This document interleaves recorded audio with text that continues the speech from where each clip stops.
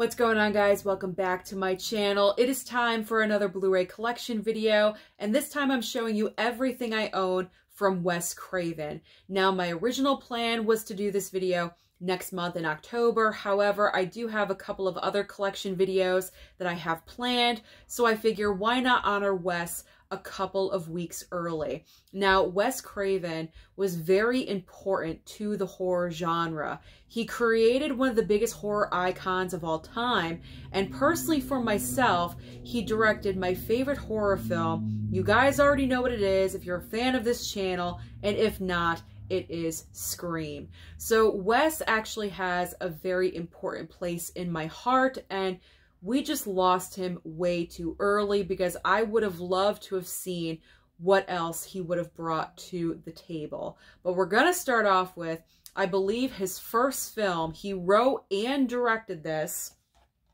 It is The Last House on the Left from Arrow. This is the Blu-ray.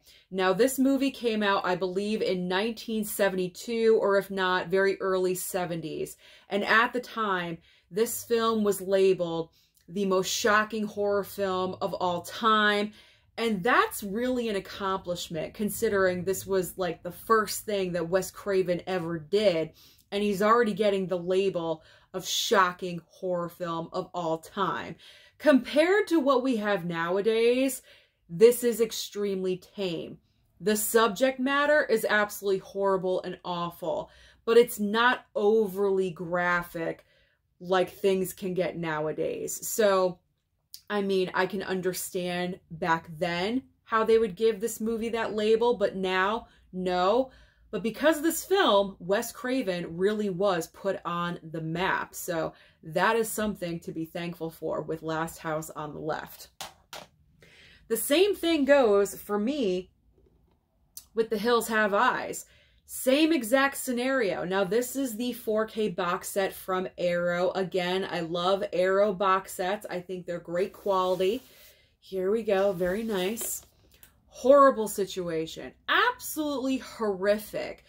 But done in a way where it's not overly graphic, overly horrific. You know, it's like you kind of got to use your imagination in some scenarios, but it is still kind of horrifying. It does hit you, but nothing to what we have nowadays. But I gotta watch this one again. I think I watched this a year ago. I gotta give this one a revisit, but I do have it. All right, a recent pickup. This recently came out from MVD. They have a brand new 4K line, and the first film that they chose was Swamp Thing.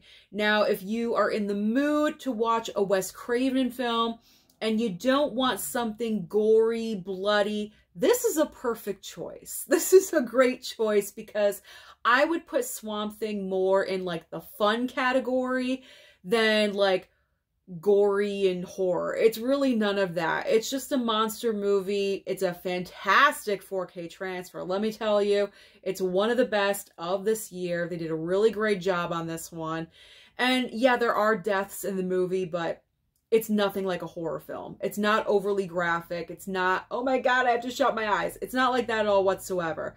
So this one is a good time, definitely entertaining. So now we're getting to the horror icon. And of course, I'm talking about Freddy Krueger, Nightmare on Elm Street. Before I started this channel, I never watched horror films. Scream was an exception. That was actually the first horror film I ever saw in a movie theater, was Scream. And that's why it's my favorite, and that's why it has a special place in my heart, along with Wes. So being introduced to Freddy Krueger and Nightmare on Elm Street, the entire franchise, within the last couple of years, has definitely been an experience, I will say, because I'm going to be honest, I don't think Nightmare as a franchise is very strong, but that's because Wes Craven was not involved with every single movie. His stamp is all over the first film, and that's why it's the best. That is why it's the best, because Wes is all over this thing. He created Freddy, wrote this, I believe he wrote it. Didn't he write it?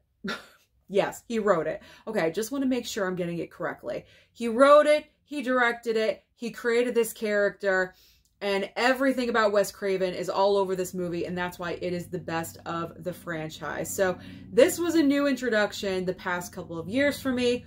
Really, really enjoy it. Now, I also have the 8-film collection. Yes, this is a DVD box set from Walmart that I picked up last year because I wanted to explore the entire franchise, and I figured I might as well just pick it up. And I honestly like the DVD. I like the box set. I like the slipcover. It's like a slip box from the side. There we go. So I picked it up for 20 bucks.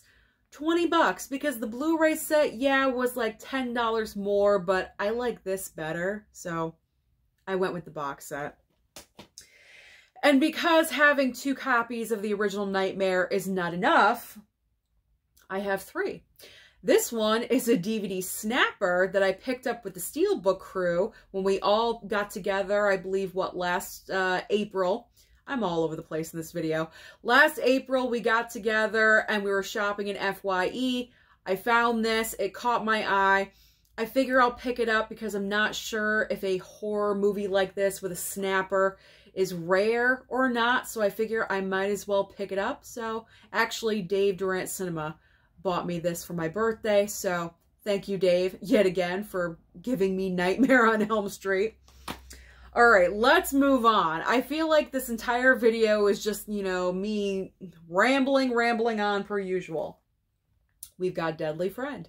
Deadly Friend with Kristy Swanson. This movie is so kooky and weird, very outside the box. You would not think Wes Craven had anything to do with this film, but he did. But he did. He directed it. Did he write it too? I'm not really sure because I believe this is a bootleg. This one was sent to me from someone, so I'm not really sure if Wes wrote this as well as directed it, but very, very different. Probably one of the most different films that I own of Wes's filmography. Not bad, it's just different. Next up is Shocker. I still have not seen this all the way through. I believe I wanted to watch this last year. I didn't get around to it, unfortunately, so it's still on my watch list. It's still on the list. I still got to watch this one, so I can't say whether it's good or bad. We'll see. Maybe by 2026, I'll watch it. Who knows? Another brand new purchase. The People Under the Stairs. I believe Wes wrote and directed this one as well. Yeah, you can always tell when Wes writes and directs, because when he writes and directs projects, they're a little weird. You know, they're a little strange, off the wall, offbeat, you know what I'm saying? And this movie is very strange. It's very strange and very weird. I do have to say the 4K looks nice. It does. It's not one of my favorite Wes Craven movies, but I'm happy that I have it, that it's in the collection here with me. All right. Moving on. Okay. So this next film is probably my least favorite of all the Wes Craven films that I own. And it's My Soul to Take. This is very unfortunate because I feel like it was a good idea. It was a good idea, but for some reason, it wasn't executed the way it was supposed to. Something happened with this movie. And I know I'm not the only one that feels this way because I've seen other reviewers on YouTube talk about this film, and it could have been a hit. It really could have hit really well, but it's a complete miss. So if I had to rank all of Wes Craven's movies, this would be at the bottom for me, unfortunately. I just didn't really care for it. I'm going to keep it because it's Wes, and I want to keep as much Wes as I can right next to me, but it just didn't do it for me. Unfortunately, great concept, not fulfilled. Not fulfilled right. Now let's go to a movie I really enjoyed. Red Eye. Red Eye 4K from Paramount presents. I loved this movie. The main reason why is because this film is only 90 minutes long and Wes Craven utilized every second of this film. There's a lot going on in this movie, and because it's only 90 minutes long, you're getting like all of this information thrown at you, all this action, the twists, the turns, everything, the suspense. You're on the edge of your seat. You're not really sure what's going to happen next. It's a great film. If you have not seen Red Eye, definitely pick this up and pick up the 4K transfer of this because it looks great. It looks really great. Cillian Murphy is phenomenal in this film. Also Rachel McAdams. I highly recommend Red Eye. Now let's go for an underrated movie, shall we? This one I think is underrated. And we're going with Cursed. Cursed with Christina Ricci. Now someone had sent to me a DVD copy of Cursed and I watched it. And I was like, you know what? It's just okay. Werewolves are, because obviously we're dealing with werewolves here. Werewolves, as far as the monsters go, are not at the top of my list. They're not my favorite. Vampires are. But you know what? I'll watch a werewolf film. I'm not against werewolves by any means whatsoever. I'm neutral. I can watch a werewolf film.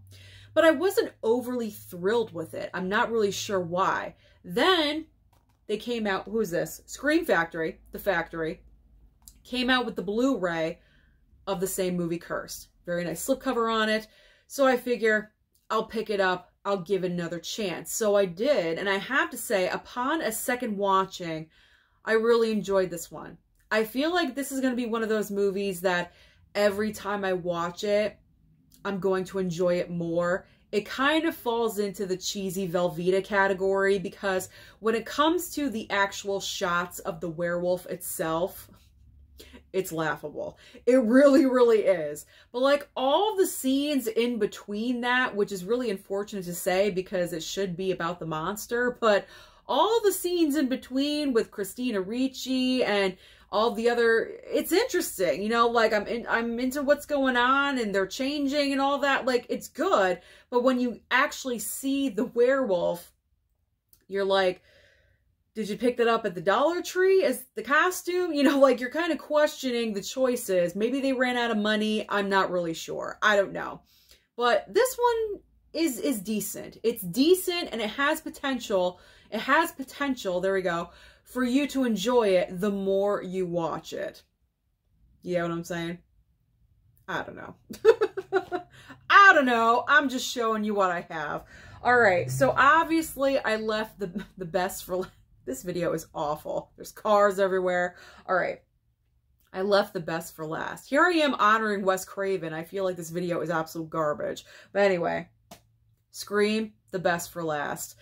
Wes gave us 4 Scream films that I love to watch on repeat. So here's what I have for the Scream collection. Obviously, we've got our Steelbook for the first film.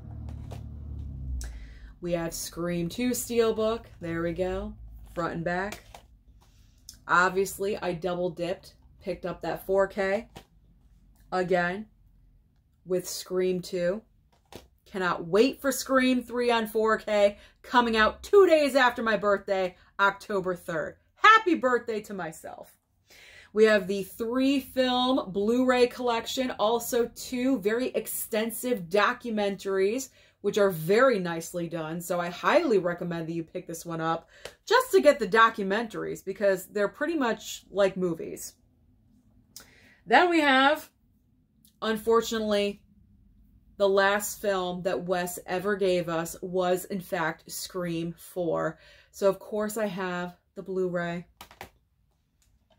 I've got the DVD with the very nice slipcover. I found this, I believe, last year at this time at Walmart. And finally, my most recent pickup, the Scream 4 Walmart slipcover on Blu-ray. So that's it, guys. That is everything that I own from Wes Craven in my physical media collection. Comment down below and let me know what Wes Craven film is your favorite. Don't forget to like and subscribe before you leave, and I'll see you next time.